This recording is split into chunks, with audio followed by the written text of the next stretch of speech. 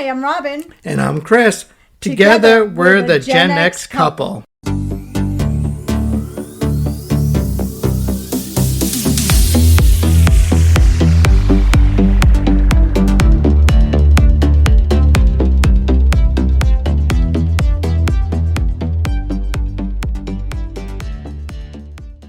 Hey guys. Take one. Hello, everyone.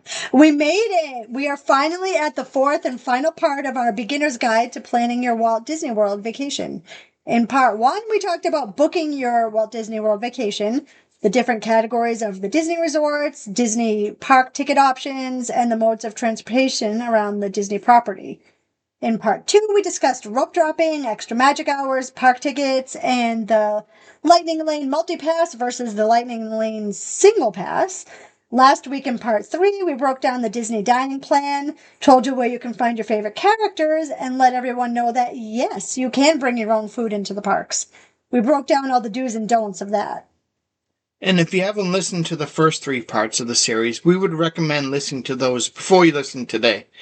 Today we have a bunch of tips and tricks of the trade to share with you. We've been to Disney World many times and have learned a thing or two over the years.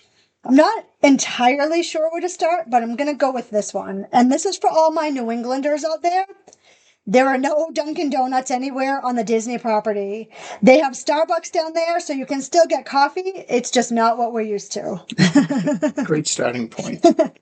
One thing that I want to talk about is what happens if you're staying on Disney property and you need medical attention. Oh, good one. So every Disney park has a first aid station staffed by registered nurses who provide basic medical assistance for guests. Yeah, each park has at least one centrally located first aid station. And I actually found out about this, last year? Yes. Because we needed to stop by and visit, but maybe I'll tell you about that later. So at the Magic Kingdom, you can find the first aid station between the Crystal Palace and Casey's Corner, so it's near Main Street, USA. At Epcot, it's near the Odyssey building between the Test Track and the Mexico Pavilion, and there's bathrooms in there as well. At Hollywood Studios, there's first aid near Guest Relations up at the front of the park.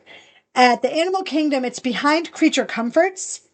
There's a Starbucks there, and it's near Discovery Island. And at Blizzard Beach and Typhoon Lagoon, it's at the main entrance. So you're probably wondering what services they offer. Well, here's a breakdown. They'll give you over-the-counter medications like ibuprofen, antacids, and bandages. They'll do treatment for minor cuts, scrapes, or dehydration. They provide storage for refrigerated medications, and they help with medical needs like insulin or allergy assistance. And if you need a place to rest, if you're feeling unwell, you want to get out of the heat, they also can provide that. Yeah, if you or a family member ever feel unwell at Disney, first aid is your go-to spot for care. Just ask any cast member for directions. And here are some other medical resources that you may need.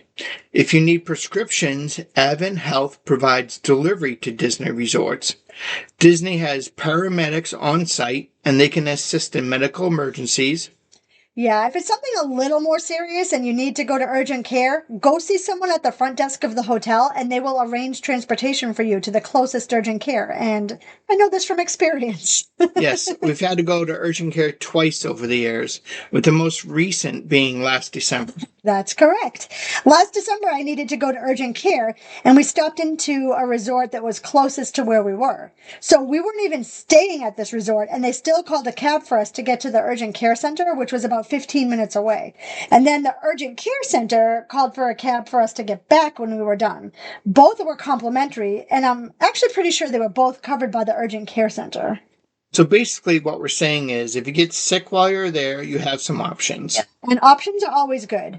This next tip is going to serve you well, especially if you go to Florida during the rainy season. The rainy season in Orlando is May to October, but it peaks July through September. We usually go for a week in August, so we're not unfamiliar with rainy days at Walt Disney World. Yeah, not always. And I always say that a rainy day at Disney is better than a sunny day at home. She's right. So if you're going to go to Walt Disney World during the summer or early fall, we highly recommend bringing some disposable ponchos or rain gear with you. They do sell ponchos in the parks if you need them, but we usually stock up on the disposal ones from the Dollar Tree and just throw them in a backpack. Yeah. Actually, last summer when we were there was a tropical storm and it was downpouring one of the nights. I mean, torrential. We had rubber shoe covers that I bought off Amazon, but they ripped way easier than I thought they would, so they were basically useless. So don't waste your money on those. That was a rough day. Oh my God, yeah, it was. Our shoes were soaked and we ended up wasting so much time having to put them in the dryer. The way the storm fell was that it started on a Sunday afternoon and it continued till Monday afternoon. So we had to dry our shoes both Sunday night and Monday night. Thankfully, you can find washers and dryers at all of Disney resorts if you need them, and we needed those dryers. Yeah, we did, but we learned a valuable lesson, and I will be going with my duck shoes and waterproof socks from now on. I already ordered waterproof socks for all of us, and I'll be getting the boys waterproof shoes before we go in August. You're probably wondering what happens at the park when it rains. Do they stay open? And the answer is yes. Yeah, the indoor attractions like Space Mountain, Haunted Mansion, and Pirates of the Caribbean, they continue operating as usual. Outdoor rides like the Test Track or Slinky Dog Dash may temporarily close for safety, and they will definitely close if there's thunder and lightning in the area. Some characters relocate to cover areas also, so check your My Disney Experience app for updates. Yeah. Florida rain showers are usually brief unless there happens to be a tropical storm while you're there, like that happened to us. So don't let the rain ruin your day. Just embrace the adventure. Yeah, like Robin said, we are usually there in August, and all of those indoor rides are a great way to escape the heat. Disney cranks the AC so you can cool off quickly when you head indoors. Yeah, or you can just step inside any gift shop and I guarantee the air conditioning will be turned up. Yes, Robin does love those gift shops. I do. Walt Disney World gift shops are more than just souvenir stands. They're themed shopping experiences filled with exclusive merch, collectibles, and even essentials you might need during your visit. A few of the cool perks you can get by shopping at the parks are mobile checkout, so you can skip the lines by using, you guessed it, the My Disney Experience app to scan and pay. If you're staying at a Walt Disney World resort, you can have your purchases sent directly to your hotel. And if you buy stuff and you don't want to carry your bags around all day, you can use same-day pickup at the park entrance. Yeah, Robin mentioned getting essentials at the gift shop.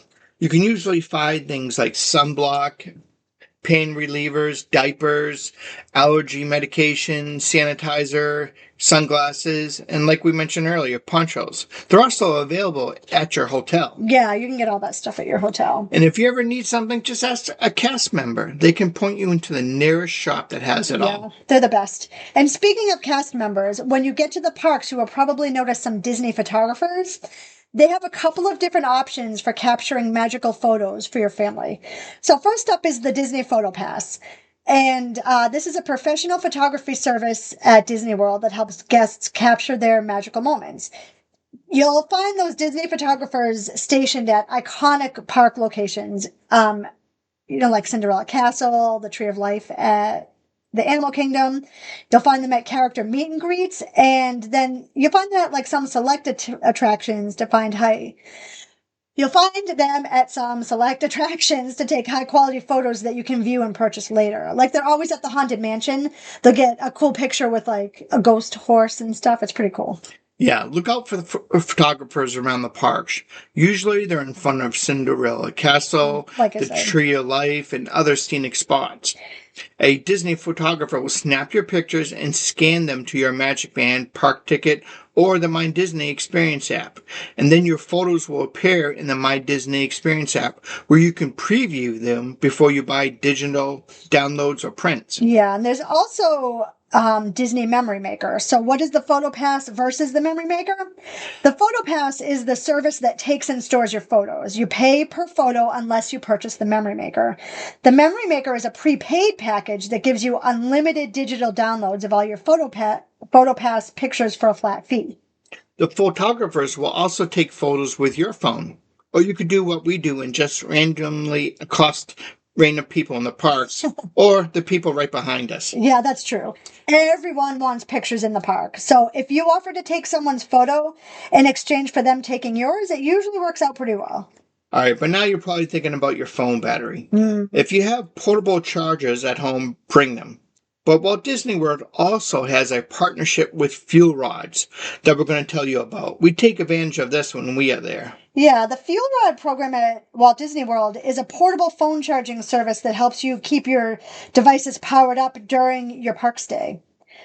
It's perfect if you're someone like me that's always taking pictures. Plus, being on the My Disney Experience app all day will definitely wear down your phone battery. So here's how it works. You purchase a fuel rod kit, buy a starter kit from a self-service kiosk located throughout the park, resorts, and Disney Springs. The kit typically costs around $30 and includes one portable charger, charging cables for Apple and Android devices, and a little plastic carrying case. You will swap the fully charged battery when your fuel rod runs out of juice. Visit any fuel rod kiosk to swap an empty one for a fully charged one at no extra charge. And you can also recharge the fuel rod on your own using the included cables if you want to keep it longer. Yeah, they have fuel rod kiosks at all four of the parks, all of the resorts, the water parks, and Disney Springs. All of the locations are listed in, you guessed it, the My Disney Experience app under guest services. We got our original fuel rods on Amazon, and they were a few dollars cheaper. Is it worth it? For us, the answer is yes. Yeah. Yep. Unlimited swaps with no extra fees really helps us out. One of the downsides is they don't have a lot of juice, but since you can swap as many times as you need to, your battery will never run out. Yeah, you will definitely have to decide what works best for you and your family. And you can also bring your own charging cable and adapter, and you can plug in your phone at any of the designated spots around the parks. We plug in a lot because we always bring our charging cables with us. At the Magic Kingdom, you can charge over by the Tangled bathrooms. You can charge at Cosmic Rays Starlight Cafes because some of the tables have outlets. And inside some of the shops on Main Street USA, you can charge your phones. You just have to ask a cast member. At Epcot, you can charge near the exit of Spaceship Earth and at the Land Pavilion in the Sunshine Seasons seating area, where they also have these phenomenal peanut butter and chocolate whoopie pies. Highly recommend. That's downstairs outside of the Soarin' ride. At Hollywood Studios, you can charge your phones in Galaxy's Edge over inside the Droid Depot, but there's limited availability there. Or you can sit near the seating area outside of Docking Bay 7. At the Animal Kingdom, you can plug in Pandora near Satui Land Canteen, or Discovery Island near the Flame Tree Barbecue. And at Disney Springs, there's plenty of outlets inside, and at the Coca-Cola rooftop bar. The next thing we want to talk about are the military discounts at Walt Disney World. So you're probably wondering how we can afford to go so often. And that's due to large part of the military discount that we're eligible for. So here's a breakdown. You can get discounted Disney military tickets. Eligible U.S. military members can purchase military salute tickets, which are significantly discounted compared to standard park tickets. Options include a 4-day, 5-day, or 6-day tickets. Yeah, actually, on the form that you have to fill out, they only give you a 4, 5, or 6-day ticket option. But guess what? You can get a 1, 2, or 3-day also. They just don't have it on there. You have to ask when you call, but if you just wanted a 1-day, you can get that. So don't let them trick you into thinking you have to purchase a larger day ticket.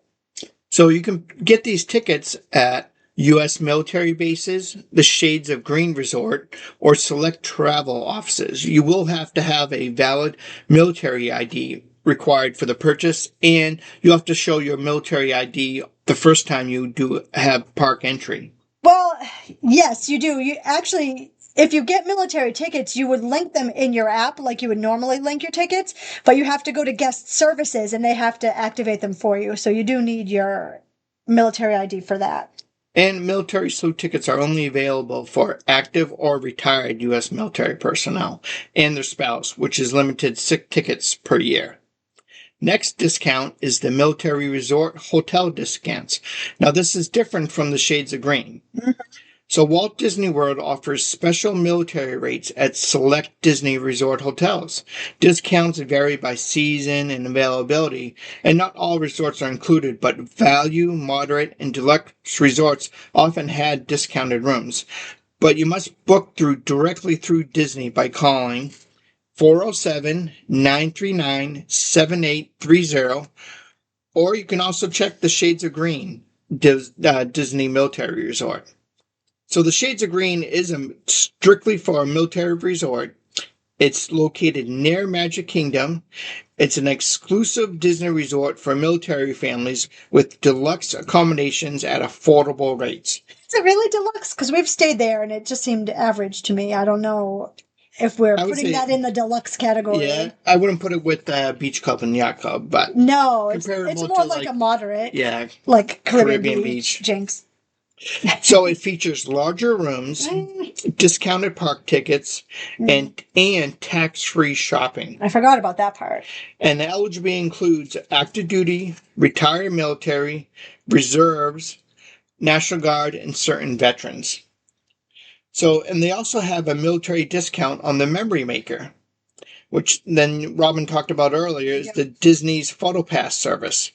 And it's available to military families at a discount, but you must purchase it in person at guest relations with military. And so who is eligible? Again, this is just active duty, retired military, National Guard and Reserves, 100% disabled veterans with valid ID, and spouses with valid ID.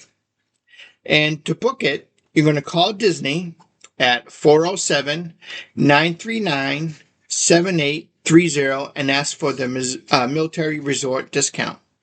And you can purchase your tickets at the military base's ITT office or the Shades of Green ticket office. It's a great perk for sure. Shades of Green is in a great location over near the Magic Kingdom. And speaking of the Magic Kingdom, a couple of things of note. If you want to see the parade, and you should, Disney parades are going to make you never want to go see another parade ever again because theirs are literally the best. But there are several spots you can sit to see the parade. The Magic Kingdom parades start from Frontierland over by Tiana's Bayou Adventure, and they run all the way down Main Street and end over by the fire station. If you want a front row seat for the parade, I would suggest staking out your spot at least 45 minutes before the parade starts. You will see lots of other people starting to line up too, and actually they put up some ropes so you'll know when the parades are coming. I personally like to sit at the edge of town square so that I'm facing Main Street and Cinderella Castle. I get to that spot at least an hour in advance. It makes for great photos with the castle in the background as the parade is coming up towards me, and it's worth it to me to spend the time waiting to make sure I get the spot I want. And that works out for me too, because there's a bench right by her, and I'll sit on the bench since I can't sit on the ground for that long. Yeah, it kills my back. So same with the fireworks at the end of the night. You need to grab a spot at least 45 minutes to an hour in advance. True. And it gets crowded. Very. They do an awesome projection on the castle. It will bring you to tears. It's so good. So we recommend standing in a spot that directly faces the castle so you can see the fireworks and the show. Yeah. If for some reason you're only interested in seeing the fireworks, you can avoid the crowds by going to watch the fireworks over by the Tangled bathrooms. That's a great spot to do that. The Tangled bathrooms are the ones between It's a Small World and the Haunted Mansion. And the fireworks get shot up from the area behind where the bathrooms are, so you can stand there and see the fireworks perfectly. But you miss out on the show that's projected onto Cinderella Castle if you do that. It's all in what you like, I guess. Or you may opt to skip out the fireworks altogether because wait times for rides drop really low during the fireworks. And it may be a great time to ride a few of the rides with hardly any wait times. Yeah, and while we're talking about the end of the night fireworks, we should probably mention the mad rush to get to the buses after the fireworks at the Magic Kingdom. Yes, many people leave right after the fireworks. Thousands and thousands of people are walking towards the buses at once. So yeah, if you spend the day at the Magic Kingdom or any park, really, expect the buses to be very crowded. Most parks don't advertise this, but they're actually open for about an hour after the official close time. So that makes it a great time to hang around while the crowds make their way out of the park and towards the buses. Maybe get a little shopping done or go grab a snack. We highly recommend taking your time near the end of the night. Yeah, we're not going to get into too many details in this podcast, but there's some extras you can add on to your Disney vacation to make it even more magical. Now we're talking about tours and parties. Yeah, there are all sorts of magical extras that you can pay to add on to your trip. You've probably heard about Mickey's Not So Scary Halloween Party and Mickey's Very Merry Christmas Party at the Magic Kingdom. We've done both of them several times, and they are worth every penny. I will also add that if you're going to the park on a day that they're holding either one of those two parties, the Magic Kingdom is pretty dead until about noontime. So you're going to be able to get on a ton of rides on party days. It's definitely worth getting up early to rope drop on those days because really you're going to get tons and tons of rides in super early. Another tour that we have done twice is the Keys to the Kingdom tour at the Magic Kingdom. It's a 5-hour behind-the-scenes tour. The minimum age to go on the tour is 16 because they do give away some of the secrets to the magic. But we could not recommend this tour enough. We love it. Love it. The first time we did it, it was in 2019. It was a trip with just Chris and I, but we loved it so much, we couldn't wait to take the boys as soon as the youngest turned 16, and they both loved it too. And 5 hours does sound like a long time, but you do so many cool things on the tour, you don't even realize it's 5 hours. Yeah, and you get to cut line on 2 rides. Yeah. And it includes a meal. It includes lunch at a quick service restaurant, and you get to go inside the Utilidor, the underground tunnels at the Magic Kingdom. And yes, there are underground tunnels at the Magic Kingdom. I think we're going to talk about that in a little bit. We also done the dessert party at the Magic Kingdom a couple of times. It's all you can eat desserts, and then you get the special fireworks viewing. It was a lot of fun. Yeah, and we did the Behind the Seeds tour at Epcot, and I said seeds, Seeds, and that was a 1-hour tour of the greenhouses at the Living with the Land ride, which that ride is like therapy. I love it. It was very cool. Yeah, you can find all of these on the Disney website for a full listing of all the extras and tours, and you can just add it to your trip. Yeah. We should also probably mention the different festivals that they have at Epcot. I know I mentioned it briefly, I think, in the first part, but I'm talking about the Festival of the Arts, the Flower and Garden Festival, the Food and Wine Festival, and the Festival of the Holidays. The Festival of the Arts runs in January and February. The Flower and Garden Festival is March through June. The Food and Wine Festival, which we love, runs August through early November. And then the Festival of the Holidays is there during November and December. Yeah, and each festival has food booths set up around their world showcases, and they offer special menu items. There's also special entertainment during each festival, like concerts and Broadway-type shows. Yeah, the only one we haven't been to is the Festival of the Arts, and someday we'll make it to that one. Oh, one other thing I want to bring up before we quickly talk about some other of our favorite things is Disney pin trading. Disney pin trading is a popular activity at Disney theme parks where guests collect and trade decorative pins featuring Disney characters, attractions, movies, and more. Yeah, the tradition started in 1999 as part of the Millennium Celebration at Walt Disney World and has since expanded to other Disney parks worldwide. And here's how it works. Guests can purchase pins at the Disney parks, resorts, or online. Some pins are limited edition or exclusive to certain locations. So, like, I got one last year from Mickey's Not So Scary Halloween Party, and I believe it had the year on it, so you could only get it at the party that year. Disney cast members wearing pin trading lanyards or have boards will trade pins with guests 1 for 1. And guests can also trade with each other if both agree, although I've never traded with another guest.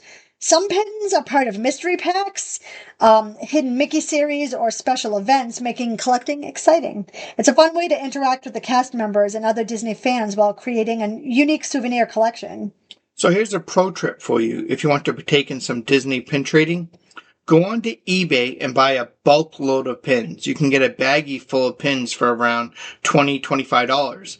That way you can go into the pin trading with pins that you don't mind trading away. Yeah, the boys did some pin trading when they were little, and that's what they did. I got them the lanyard and the pins off of eBay for super cheap, and then they traded for ones they wanted. So, do you want to talk about some of our favorite things? Yeah, I do. As for our family, I would say that the Sci-Fi Dine-In at Hollywood Studios is one of our favorite restaurants. Yes. We definitely also love the 50s Primetime Cafe. They are both at Hollywood Studios. They're both themed restaurants.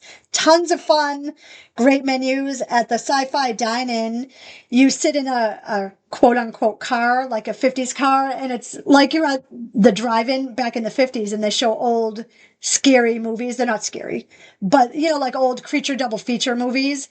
The menu's great and we love it. And then the 50s primetime cafe is say it's also obviously 50s themed, and it's like you go in and you're having lunch at home. So you go in and all the servers are your cousins, your aunt, your uncle, and sometimes they treat you like your family. So they've made us get up and go wash our hands before.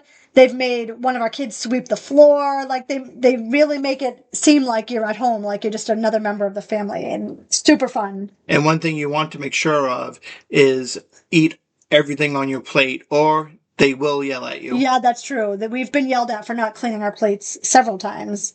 So we also have done several character breakfasts over the years, and I think Chef Mickey at the Contemporary Resort is probably our favorite. Yeah, for sure. It's definitely up there. My favorite park is the Magic Kingdom, and my favorite ride is the Haunted Mansion, although I'm a big fan of Mickey and Minnie's Runaway Railway over at Hollywood Studios. How about you, Chris? I like the Mickey and Minnie's Runaway Railroad at the Hollywood Studios. Especially that conga room. It's so fun. And I love Pirates of the Caribbean also. Yeah, that's one of your favorites. Anything else? And I love the Indiana Jones show. Oh, yeah, I know. We talked about that earlier. I know. That's one of my favorite shows. That's a good one. They used to have the stunt show over Yes. at Hollywood Studios, too. It's so hard for me to call it Hollywood Studios because it used to be called MGM Studios, and I still call it MGM sometimes. I actually have a t-shirt that says I still call it MGM. But for this, I've been calling it Hollywood Studios, which actually hurts because I still call it MGM. But I think that about does it. If you guys need any recommendations or have any questions, you know where to find me. You know I love talking about Disney, and I will do my best to answer you. So we hope this 4-part series was helpful for you, and we hope we covered everything. I think we covered a lot. So anyone that's going into a Walt Disney World vacation for the first time should have a pretty good idea about what to do. Chris and I were just there last month, and we're heading back in August. And actually, I'm going to go check that countdown on my Disney Experience app right now to see how many days we have left. And until next time, see you later, alligator. In a wild crocodile.